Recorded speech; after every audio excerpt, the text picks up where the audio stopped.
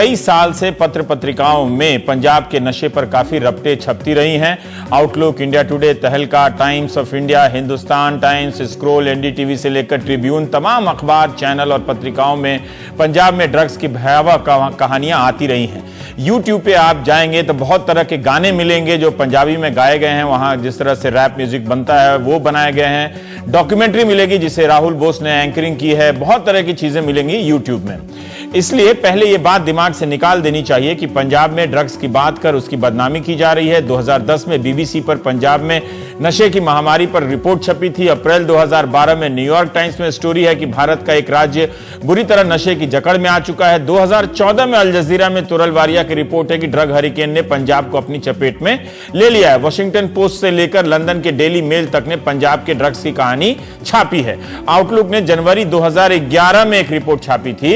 इसमें बताया गया है कि मई 2009 में जब बीएसएफ ने तरन में 376 सिपाहियों की भर्ती निकाली तो 8600 जवान आए और सिर्फ 85 ही सिपाही के लायक निकले। इस रिपोर्ट में कमांडेंट अजीत कुमार ने बयान दिया है कि लड़कों का शरीर कमजोर पड़ गया है, उनकी छातियां धंस गई हैं। अनुराग कश्यप की फिल्म उड़ता पंजाब के प्रोमो में आपने भी तरन तारण का नाम सुना होगा। आज से 5 साल पहले आउटलुक पत्रिका में चंदर सुता डोगरा लिखते हैं कि पार्टी ऑफिस से लेकर दफ्तरों, गांव के चौपालों में जाइए, हर समय आपको सुनने को मिलेगा कि नशे की लत पंजाब की जवानी खत्म कर रही है। बीबीसी ने 2010 में पंजाब पे भी रिपोर्ट की है। चिट्टियां कलाइयां वे, ये गाना आपने कुछ समय पहले सुना होगा, लेकिन ये चिट्टा शब्द नशे पर बने गीतों में आकर खतरनाक हो जाता है। चिट्टा का मतलब होता है सफेद रंग, गोरा।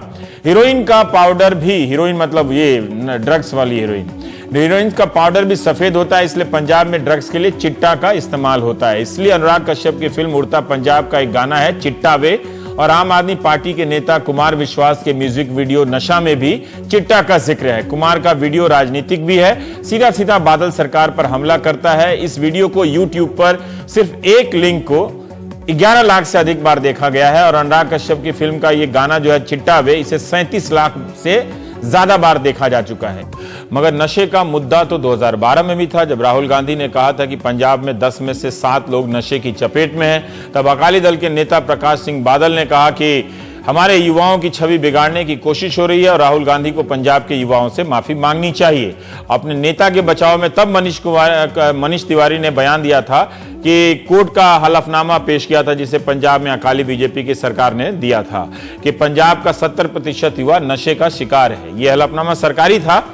9 जून यानी आज हमारे सहयोगी आनंद पटेल ने मोहाली में पंजाब के स्वास्थ्य मंत्री से बात की। उनकी आज भी वही पोजीशन है जो 2012 में थी। स्टाफ हमने भर्ती कर लिया, डीसी कराया, हमने मैनेजर भी भर्ती कर दिए, मैनेजर भी लिए हुए हैं, सभी जिलों में मैनेजर भी ले लिए और पूरे स्टाफ भर्ती किया। स्टाफ वहां है, पर क्या है कि मरीज नहीं है जिस हिसाब से हमने बनाया, और लोग जो सब चर्चा कर रहे हैं मरीज नहीं है। अगर कहीं बंद पड़े हैं इसी कारण है कि मरीज नहीं है। इसी साल जनवरी में ऑल इंडिया मेडिकल साइंस ने एक रिपोर्ट प्रकाशित की है।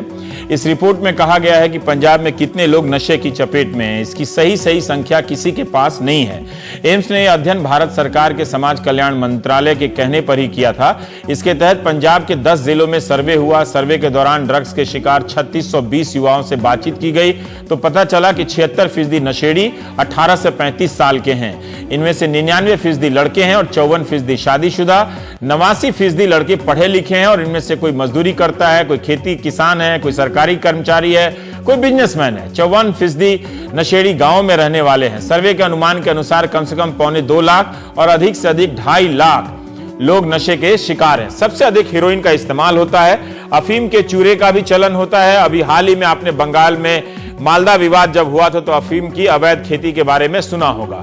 हीरोइन के लिए एक आदमी रोज 1400 रुपए खर्च करता है। ये एम्स का सर्वे है जिसमें कहा गया है कि पंजाब का नौजवान हर दिन हीरोइन और अफीम पर 20 करोड़ रुपए खर्च कर रहा है। एक साल में ड्रग्स का अनुमानित कारोबार 7,500 करोड़ है। अब सोचिए इसमें हिस्सेदारी किस किस की होगी, कितने माल होंगे उसके पास। 20 करोड़ का ड्रग्स रोज जहां बिक रहा हो तो क्या हमें नहीं जानना चाहिए कि इसके नेटवर्क के पीछे कौन है? ड्रग्स का कारोबार बिना किसी संगठित गिरोह और राजनीतिक सरगना के हो ही नहीं सकता है। कई बार राजनीतिक आरोप लगे हैं। इनसे बचने के लिए राज्य सरकार ने नशे के खिलाफ अभियान चलाने का भी दावा किया। इन दिनों इंडियन एक्सप्रेस में पंजाब के नार्को वॉर पर लगातार रिपोर्ट प्रकाशित हो रही है। इस सीरीज की खासियत यह है कि 8 महीने तक एक्सप्रेस के संवाददाताओं ने इस पर काम किया है। आजकल की पत्रकारिता में 8 महीने एक स्टोरी के तमाम पहलुओं पर काम करने में लगाने को मिले तो उसका स्तर आप समझ ही रहे हैं क्या होगा। यह मैं खास तौर से इसलिए बता रहा हूं कि रिपोर्टिंग बंद होती जा रही है टेलीविजन में, और बिना रिपोर्टिंग के आपको सही तथ्यों की जानकारी कभी भी नहीं मिल सकती। लिख के जेब में रख लीजिए। सवाल करना जरूरी होता है, सवाल पैदा होता है जमीन से, ना कि स्टूडियो से। खैर, एक्सप्रेस ने सूचना के अधिकार के तहत नारकोटिक्स एक्ट के तहत दर्ज की गई एफआईआर की कॉपी हासिल की है। एक्सप्रेस के संवाददाताओं ने पाया कि 2014 में जब पंजाब सरकार ने नशे के खिलाफ अभियान चलाया तो इसके तहत उस साल 17,000 लोग गिरफ्तार किए गए। दिसंबर 2015 तक 11,000 से ज्यादा लोग गिरफ्तार किए गए। इतनी संख्या में लोग गिरफ्तार किए गए, मगर हमारे सहयोगी आनंद पटेल को पंजाब के स्वास्थ्य मंत्री कहते हैं कि पंजाब में नशे की समस्या है ही नहीं। एक्सप्रेस के संवाददाताओं ने पंजाब के 14 जिलों के 152 थानों में से एफआईआर की 6,598 कॉपी हासिल की है और उनका अध्ययन करना शुरू किया। पता चला कि 42% युवा बहुत कम ड्रग्स रखने के आरोप में गिरफ्तार किए गए हैं। ज्यादातर के पास से 5 ग्राम या उससे कम की हीरोइन बरामद हुई या 50 ग्राम या उससे कम अफीम। किसी के पास जली हुई माचिस की डिब्बी भी मिली है तो वो भी गिरफ्तार हुआ, और किसी के पास से जली हुई सिल्वर फॉइल मिली तो वो भी गिरफ्तार हुआ है। संवाददाताओं ने अपने अध्ययन में पाया है कि इतने बड़े अभियान में 6,000 से अधिक लोग गिरफ्तार किए जाते हैं और उनमें से एक भी बड़ी मछली नहीं। उनके अनुसार नाम है, संवाददाताओं के नाम में ले लूं, वरिंदर भाटिया, मन अमन सिंह छिना और नवजीवन गोपाल। 8 महीने से किसी स्टोरी पर कोई काम करे तो उनका नाम लेना तो बनता है। हम टीवी वाले अविश्या कर सकते हैं। मुझे उम्मीद है कि आप सही अखबार पढ़ते होंगे। खैर, तो इन संवाददाताओं ने एफआईआर में एक और पैटर्न नोटिस किया है और वो लाजवाब है। कई एफआईआर देखकर लगा इन्हें कि कट एंड पेस्ट किया गया, मतलब यहां से लिया गया और वहां चिपका दिया गया। अलग अलग थानों में अलग अलग लोग गिरफ्तार हुए हैं, मगर पकड़े जाने की कहानी एक सी लगती है। कई बार पुलिस का नाका देखते हुए आरोपी ड्रग्स फेंककर भागता है और पकड़ा जाता है। ज्यादातर लोग सड़क के किनारे झाड़ियों में ड्रग्स का सेवन करते हुए पकड़े जाते हैं तो कोई दीवार से लगकर नशा ले रहा है। अभी तक जितनी भी रिपोर्ट प्रकाशित हुई है एक्सप्रेस में, उनमें किसी बड़ी जगह से किसी की गिरफ्तारी का जिक्र नहीं मिलता है। वकीलों ने एक्सप्रेस के संवाददाताओं से कहा है कि किसी सक्षम एजेंसी से इनकी गिरफ्तारी होनी चाहिए। डॉक्टरों का कहना है कि जो नशे की लत में गिरफ्तार हुए हैं वे बीमार लोग हैं, उनकी जगह ड्रग्स के सप्लायरों को पकड़ा जाना चाहिए। प्रधानमंत्री नरेंद्र मोदी ने दिसंबर 2015 के मन की बात में ड्रग्स का जिक्र किया है। उन्होंने पंजाब का नाम तो नहीं लिया, मगर सोशल मीडिया से अनुरोध किया है कि वे एक हैशटैग चलाएं, ड्रग्स फ्री इंडिया। वैसे एक हैशटैग और चलाया जा सकता है, ड्रग्स फ्री पंजाब, अगर प्रधानमंत्री अपने मन की बात में ये कहे तो। खैर, हम प्राइम टाइम में बात करेंगे। हमारे साथ स्टूडियो में डॉक्टर अतुल अंबेकर साहब, आप एडिशनल प्रोफेसर हैं एम्स में।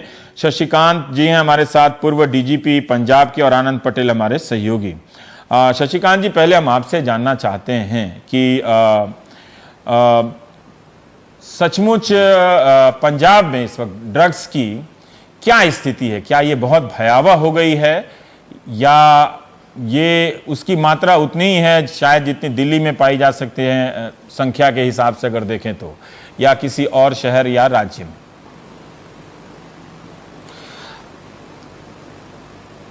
पंजाब में ड्रग की समस्या जो है, इसको तो मैं कहूंगा ये अत्यंत ही भयानक है।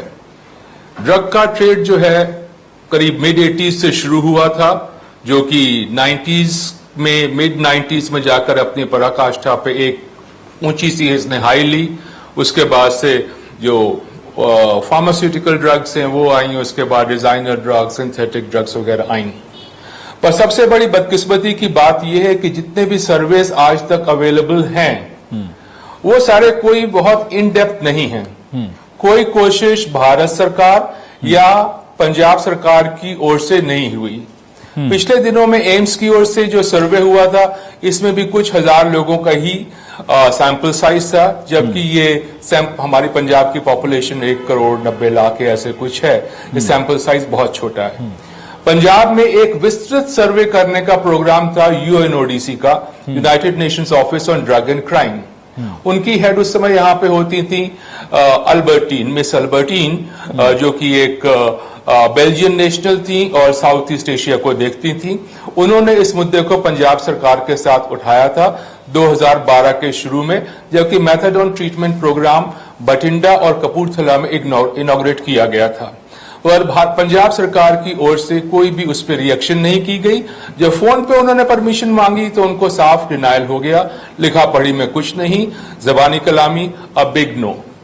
लगातार बदकिस्मती की बात है कि पंजाब में जितनी भी सरकारें रही हैं, चाहे वो भाजपा है चाहे अकाली है, दोनों का कंबाइन है या पहले कांग्रेस रही है, सब ने इस भयंकर समस्या को लगातार इग्नोर किया है। हालांकि कोई ऐसा मैं ऑथेंटिक सर्वे कहूंगा नहीं है, बट हम लोग जब बाहर जाते हैं, गांव में जाकर के सिर्फ एक गांव लेके वो सिर्फ गांव का सैंपल साइज उठाते हैं, तब जो आता है वो आता है करीब 60-65% गांव के लोग या तो जैसे आपने बताया जब अफीम निकल आती है, जो पॉपी हस्क होती है वो लेते हैं, या अफीम लेते हैं, चिट्टा लेते हैं जिसको कि हेरोइन कहा जाता है, इवन फार्मास्यूटिकल ड्रग्स। ये है हमारा जो कुछ गांवों का हम लोगों ने सिर्फ लिमिटेड एरिया का सैंपल उठाया अलग अलग शहरों से। और अब एक जो मुद्दा खड़ा हो गया मूवी का, अगेन कि गलत है, अब गलत है सही है ये मुझको पता नहीं, पर जितने भी नाम उसमें लिए, डोले वाला हमारे पास आनंद जी बैठे हुए हैं, डोले वाला जगह है मोगा में जिसका पूरा गांव जो है नशे की स्मगलिंग करता है। ऐसे ही तरन तारण हो गया और वहां पे गांव है बहुत सारे, अमृतसर हो गया, लुधियाना हो गया। बदकिस्मती की बात है, मैं तो ये कहूंगा कि पंजाब में हालांकि ऑथेंटिक फिगर्स नहीं अवेलेबल हैं, पर मुझको कहने में कोई संकोच नहीं हो रहा है और दुख के साथ कह रहा हूं कि शायद अबाउट 60% लोग जो हैं पर्टिकुलरली यूथ वो नशे में होंगे। आपका अपना एक लंबा अनुभव रहा होगा, वहां पुलिसिंग करते हुए इलाके में गए होंगे आप, तो उसके हिसाब से जो भी है ठीक है कि एक अधिकृत सैंपल नहीं है, ये सावधानी बरतते हुए जो आप कभी कभार एक आध गाँव में जाते हैं तो वहाँ 60 से 65% लोग अगर ड्रग्स के कारोबार से जुड़े हुए हैं, ड्रग्स ले रहे हैं, ये खतरनाक है। आनंद, हम ये जानना चाहते हैं कि अभी शशिकांत जी ने कहा कि बहुत सारे लोग, गांव के लोग भी ड्रग्स के स्मगलिंग में जुड़े हुए हैं, ये नेटवर्क क्या बिना राजनीतिक शह के हो सकता है क्या? और आनंद, हम थोड़ा और उम्मीद करते हैं कि क्या आप हमारे दर्शकों को ये बता सकते हैं कि इसकी उपलब्धता कितनी आसान है? अगर किसी को वहां हेरोइन लेना हो, ये जो पूरा नेटवर्क है वे राजनीतिक हलकों से लेकर, क्या ये सिर्फ गांव में है, कस्बों में है, या चंडीगढ़ जैसे बड़े शहरों में है, अमृतसर जैसे बड़े शहरों में है?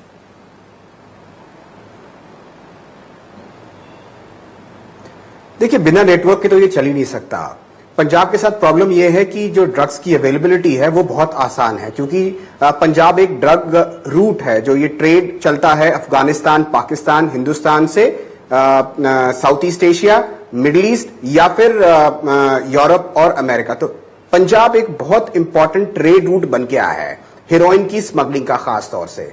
एक तो ये प्रॉब्लम है, इसकी वजह से जो ड्रग्स यहां से जाते हैं उसमें जो भी कट लगता है वो जो स्थानीय पेडलर है उनके पास आ जाता है, और इस तरह से ही उनको पेमेंट भी होती है कि एक अमाउंट ऑफ ड्रग आया, कंसाइनमेंट आई, और उसमें से एक हिस्सा जो है उन्होंने अपने पास रख लिया, बाकी आगे पेडलर को भेज दिया, और वो यहां पे डिस्ट्रीब्यूट होता है लोकल नेटवर्क में। जो दूसरी प्रॉब्लम है वो सिंथेटिक ड्रग की है। सिंथेटिक ड्रग इसलिए क्योंकि बद्दी बहुत बगल में है, जहां पे फार्मास्यूटिकल्स का बहुत बड़ा इंडस्ट्री यहां खड़ा हो गया है, इसलिए जो रॉ मटेरियल है, जो केमिकल्स हैं जिससे सिंथेटिक ड्रग बन रही है, वो बहुत आसानी से मिल रही है। तो ये दोनों जो ड्रग्स हैं इस समय पंजाब में हर जगह मिल रही है। और कल हम एक स्टोरी करके आए जो रिहैबिलिटेशन सेंटर की, उसमें एक लड़का मिला हमें, वो जम्मू का लड़का है, वो जम्मू से पंजाब आता है ड्रग्स लेने के लिए। अमृतसर, जलंधर, पटियाला जैसे शहरों के उसने नाम लिए हैं जहां पे वो इजिली आकर के ड्रग्स लेता था और वापस चला जाता। तो आप समझ सकते हैं जो पास पड़ोस के जो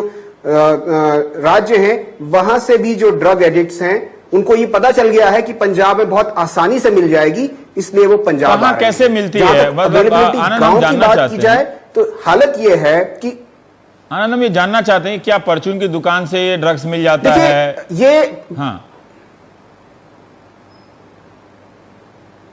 नहीं, ये अगर हम और आप लेने जाएंगे तो इतनी जल्दी नहीं मिलेगा, लेकिन जो शख्स पहले से ड्रग्स ले रहे हैं उनके पास फोन नंबर्स होते हैं और उन नंबर्स से वो कांटेक्ट करते हैं। और ये नहीं कि आपने एक फोन किया और आपको ड्रग्स मिल गई।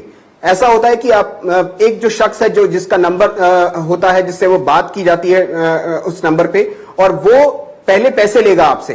पैसे लेने के बाद फिर आपको जगह बताई जाएगी कि किस जगह पे फला वक्त पे आपको ड्रग्स की कंसाइनमेंट मिलेगी। और उसके बाद भी पूरी तसल्ली की जाती है कि जो शख्स ड्रग्स लेने आ रहा है उसके आसपास तो कोई नहीं है, या वो किसी का भेजा हुआ शख्स जी। तो नहीं है। ये सारी तस्दीक करने के बाद ड्रग्स दी जाती है। तो ड्रग्स लेना मिलना इतना आसान नहीं है, लेकिन सुलभ है, आपको मिल जाएगी। अगर आप चाहते हैं ड्रग्स लेना तो आपको ड्रग्स मिल जाएगी। ये हमें जो ड्रग एडिक्ट्स हैं उन्होंने ये बताया है। और गांव में खासकर ये चलन है, मैं आपको बता दूं कि जो बच्चे ड्रग्स ले रहे हैं वो ड्रग्स बेच भी रहे हैं। यानी ड्रग्स जो उनके पास आती है, अगर उनके पास पैसे नहीं हैं, गरीब घर के हैं, तो ड्रग्स का एक हिस्सा वो अपने लिए रखते हैं और दूसरा हिस्सा ऊंची दाम पे बेचते हैं, ताकि उनका जो खर्चा है वो निकल आए ड्रग्स का।